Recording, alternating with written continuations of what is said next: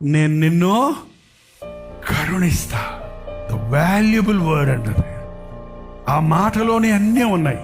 నేను నిన్ను కరుణిస్తా, పాపినైన నన్ను కరుణించు అంటాడు.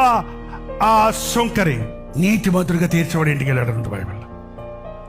కరుణించు అనే మాటలో, కరుణిస్తాను అనే మాటలో క్షమిస్తా, సహిస్తా, దీవిస్తా, ఆశీర్వదిస్తా, నీతిమంతుడిగా తీరుస్తా, నా తలంపులు నీ పట్ల నెరవేరుస్తా, అన్ని నేను అతనికి కరుణిస్తాను, నేను తోడై ఉంటాను, నేను వదిలిపెట్టను.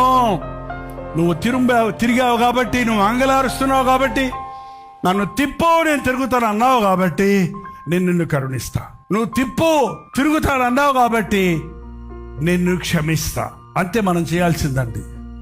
నువ్వు మారలేకపోతే ప్రభా నన్ను మార్చు, నాకు లేదు, నువ్వు సహాయం చేయి, నా మనసు మార్చు, నా బ్రతుకు మార్చు, నా జీవితాన్ని మార్చు అని ప్రార్థిస్తే దేవుడు మనల్ని కరుణిస్తాడు.